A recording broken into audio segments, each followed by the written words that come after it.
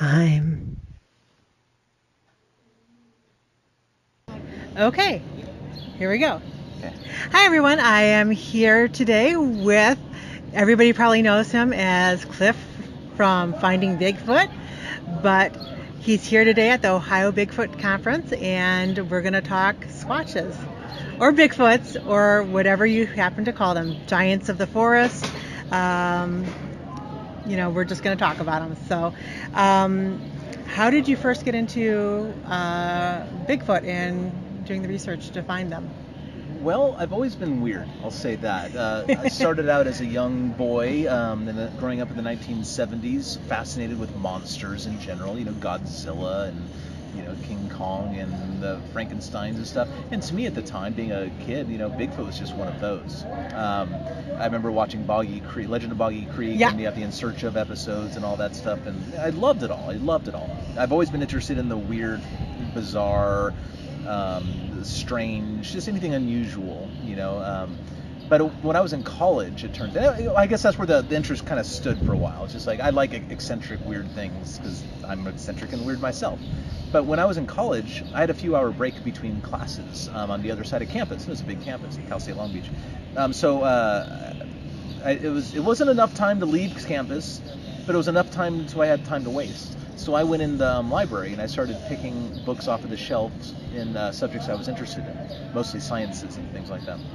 And one day I found myself in the anthropology section, and there were Bigfoot books there.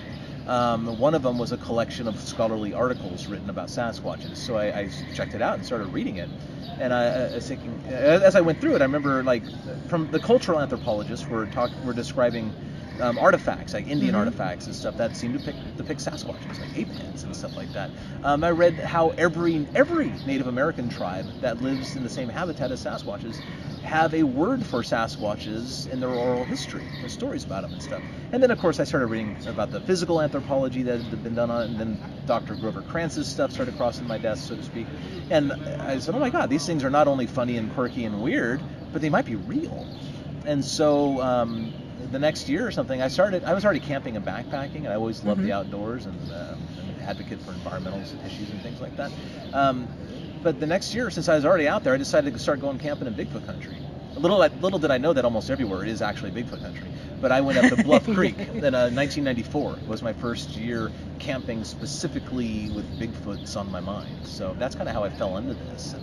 And ever since then, I've been kind of just drowning in the subject. I had blogs and websites, and then I started doing like research and meeting more people, and lo and behold, I was invited to participate in Finding Bigfoot, a television show, and it just kind of snowballed from there. And I don't see it ending. I'm going to do this till I die because I love it. Awesome. So now, is there one particular thing that you specialize in researching? Like, I know some people it's the hair, some people it's the footprints, some people it's the vocalizations.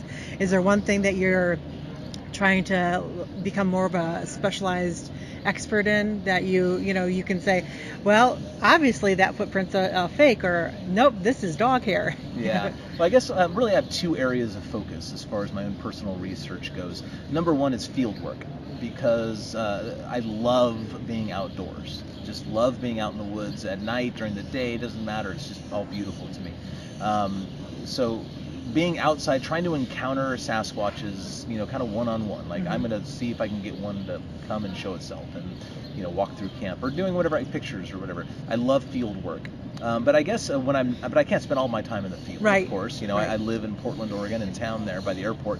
So I live actually in the city. So my other area, I guess, if you want to call it expertise, although I wouldn't really go that far, are footprint casts. Okay. The castings and footprints in general and impressions, because they are hard evidence for Sasquatches. They are actually evidence, and they're hard. I mean, can I hit you on the head? Yeah.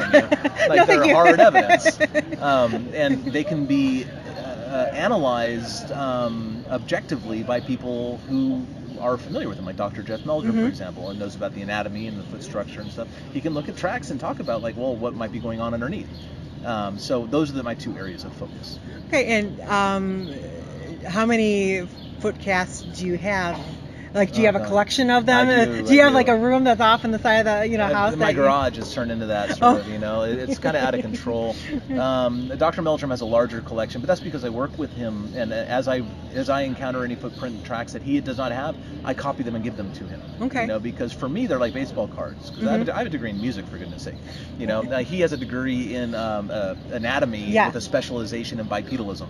For him, it's a different level of stuff. So anything that I get, I share with Jeff. And I think that's important because that's kind of the spirit of science in a way. Like, you share your data, you share your results, and see what other people think of them.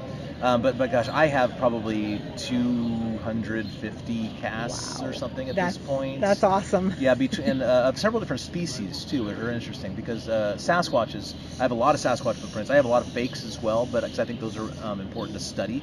I also have footprint and casts from the little critter in Sumatra called the orang pendek, like a 3.5 foot tall bipedal ape. The hobbit. Yeah, well, possibly. Although the hobbit, Homo floresiensis, they might be a different species based on the foot structure. It's kind of unknown still, but we're probably looking at two. I know that species. they found skeletal remains of at least one, and then but they also found tools that they were excavating a cave. Right. Yeah, and really interesting stuff is coming out of there. But the thing about the orang pendek is that it has what's called an abducted hallux. Abducted means like not in line, basically, kind of like abnormal, like abducted. So it kind of sticks out like your thumb does on the side, instead of straight ahead like your big toe does. Orang pendeks seem to have that. But the hobbit species, Homo floresiensis, their feet are similar to ours, but the toes straight ahead. Okay. So we're probably looking at two different species there of animals. The ibugogo, which are the small, hairy, man-like things seen on the island of Flores nowadays, those are very likely relic Homo floresiensis. The brown jack of Australia, the smaller Bigfoot thing, that's very likely the same thing, like these relic Homo floresiensis. But I think the orang pendek of Sumatra is probably the same thing or closely related to those other unknown bipedal orangutans that they see sometimes in, like, say, Laos and Cambodia and places like that. Okay. And then, of course, there's another species called the orangutan, a larger thing, about 5.5 feet tall, and that wasn't even on my radar. And then my I've never heard that my one. guys in Sumatra, while going through orang pendek research, came across orangutan footprints. Wow. And so I have a small collection of those as well, which is very rare. So would those be like the most unique one in your collection? I suppose, probably. Okay. Yeah, that one's pretty awesome. Yeah, it's pretty cool. I mean, there aren't very many of those out there in the world. Yeah, In fact, it's even hard to find mention of the orangutan in the literature. Yeah, because I don't think I've ever heard of that one before. Yeah, they're in there though. If you dig hard enough, I found them in there. But. That's cool. So are there any other cryptids that you're interested in possibly investigating, or? Well, most of my research is centered around unknown hominoids of some sort, basically Bigfoot-like critters throughout the world. Yep. So of course, North America, where I live, is where I like to do stuff. So, but I'm also kind of interested, and I would like to chase some more stuff down of like these river serpent things that they see. I'm actually working on a book on lake monsters of the Great Lakes. Yeah, because as far as I can tell, like Loch Ness and Ogopogo and these things are seen in the Klamath River and up in Queets and stuff like that in Washington. I think they might all be the same thing. Like, I don't think they're plesiosaurs at all. I think that they're probably long serpentine eel things. They're not reptiles because they're not coming up to breathe. They're breathing in water, so they can't be reptiles. They've got to be some sort of fish, like an eel. And they have to be able to live in cold. Yeah, that's the thing else water. I've noticed. I'm not really well versed in the subject, but it seems that most of the lake monsters and river serpents are in the colder climates, like Northern California and north, basically, or their equivalent throughout the world, like Loch Ness, for example. It's a very northerly thing. And the one common thread for at least the river serpents is that they're following the salmon runs. And I think that's probably true for the Loch Ness thing. That's what all the Indians tell me on the Klamath River and things like that. That bad salmon gear, we don't see them. Yeah. But over the years, I've seen one or two. Like, I've talked to a lot of Native Americans who tell me that. So. Another interesting thing that I found with the lake monsters, river monsters, is they seem to be on a parallel line. Like the same creatures that are seen in the Great Lakes.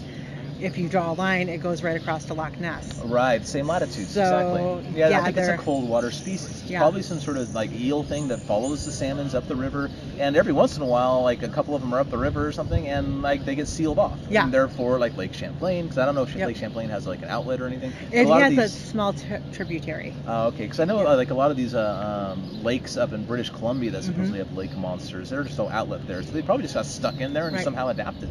Yeah. But again, I'm no expert on those. That's just kind of a flight of fancy sort of thing. I like to toy around. Now you're talking my field. Now, when you're out investigating your Bigfoots, what's your go-to for getting a response? Do you go with, is your thing the tree knocks or making the vocalizations? Everything's on the table when you're out there. Okay. Yeah, and it depends. Making a big, disruption so that they know that you're there. Yeah, or just chilling. Like that works too. I try to get their attention, let them know I'm in the neighborhood. Okay. If I think there's one around and it's on to me, I don't do any more Bigfoot sounds because I don't want to, let it think I'm pulling it. Just try to be a friendly camper out there and, do something interesting. I try to do the same thing every time I go to a certain place. First of all, I try to go to the same places. Right. I think it's important to frequent the same location as much as possible. You become familiar with it. You learn the habits of the creatures, the Sasquatches, the deer, the bear, whatever. You learn when the food's there and when it's not there, what to look for, and that sort of thing. And it's really important to do the same thing, like drive the same car, wear the same clothes, I've heard camp that a lot. in the same place, do the same things, broadcast your intentions, like do big fake yawns before you go to bed and that sort of stuff. Because here's my overriding philosophy on Bigfooting. And if you can't tell it from the show because that's TV and stuff, and but when I'm Bigfooting alone, the overarching theme for me is I need to be a predictable feature in their environment. I'm in their living room. They're probably worried that I'm there. Let them relax. Let them know that let me be predictable to them. So building up a rapport with them so that there's a little bit of a trust. Well, yeah, it's like, or at least predictability. Yeah. Because unpredictable people are sometimes unpleasant to hang out with, right? And remember, for a Bigfoot, I'm assuming that they think that all humans are rather violent because they see us hunting or weird or something, So we're unpredictable. They don't understand us maybe really that much. Right. They know a lot more about us than we know about them, of course. But when they're watching us from however far they're watching us, I want them to know that I am no harm whatsoever. Right. And maybe, just maybe, I can maybe gain some sort of trust level, or at least let them know somehow that I mean no harm and I am no harm. Because I'm really not. I'm just a good dude camping. Well, cool. Now, everybody knows you're on the Finding Bigfoot show, and I know that you run a couple of blogs and I think a website. But are you going to come out with any books detailing your research and your knowledge, or articles or stuff like that? No, yeah, I'm slowly starting to move that direction. I'm getting a little bit more time in my life, so a couple last year, 2 years ago, I sat down to write a book. And then I realized, oh crap, I'm writing 5 books, and since then, the structure and the format and stuff, it keeps changing and stuff. So I'm slowly kind of scratching away at it, writing stuff down, but I'm not sure the format it's going to be in yet. So I'm definitely writing.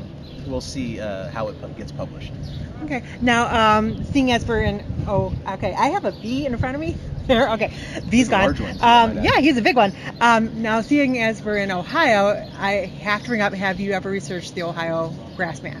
Oh, yeah, sure. I've done expeditions here on a number of occasions. Okay. Both before and since, before Finding Bigfoot. Now, do you think this is just a regular Sasquatch, yes, or is he specialized? In no way. No, this is a Sasquatch. Okay.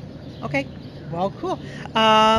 What's your best evidence that you've collected so far? Personally collected? Yes. Well, I do have a smattering. I mean, the best evidence is probably footprint cast stuff. But yeah, I don't know. I don't have a whole lot to show. I've been doing it for 20-something years. I've got recordings and that sort of thing. I've seen one time, but that's not exactly collecting anything. As far as the stuff that I can actually share, I mean, most of it has been, I guess, follow up on sighting reports, trackways and stuff that I've maybe perhaps followed up on. I found footprints on a number of occasions, photographed them and stuff. I missed opportunities to cast a couple of them, but I've made a lot of mistakes in my time. I guess that's how I know so much. Hey, you can't learn without breaking. Can't make the perfect omelet without cracking and burning a couple of eggs. Right, or a couple dozen. Destroying them with hammers and bludgeoning tools. Right. Or just throwing it outside for the foxes to eat. Right. Okay, and so my final question is, what can fans expect from the next season of Finding Bigfoot? Well, we just got done filming a special episode to celebrate our 100th episode of Finding Bigfoot. Awesome. We went back to Bluff Creek, California, because cool. this is the 50th anniversary year of the Patterson-Gimlin film. We had a big celebration. We went and found some Bigfoots out in the Bluff Creek area. So I guess that's what the most important thing to look forward to is this year's celebratory Finding Bigfoot episode on the on the Patterson-Gimlin film. Bob Gimlin came down there with us. Some very interesting new developments have been happening with the film itself. The film's 50 years old and it's still giving out secrets. It's amazing. Yeah, it's been like picked apart and like viewed with a magnifying glass by so many different people that that's interesting that there's new stuff that they're finding with it. Yeah, we'll be seeing some of the clearest images from the film that have ever been produced outside of the originals very soon. That's awesome. Yeah. Okay. Well, I want to thank you. I know your time is very precious here at the convention, so thank you for taking time out to talk to me. And I'm always even though I've been so. stalking you, No, as long as you're patient and persistent, it's like Bigfooting. Patience and persistence will get you everywhere. Well, I found Cliff, everybody, so. Right, I'm real. Don't shoot me to prove it, please. Oh, no. No kill. Yeah. Well, thank you, and I hope you have a great rest of your evening. I know we've got so far. I love it. a couple more speakers, and I think a film tonight, so. Yeah, absolutely. So it should be good. Well, thank you for this opportunity. Oh, no problem. Thank you for sitting down and talking to me. Anytime. Thanks. That was easy. Yeah.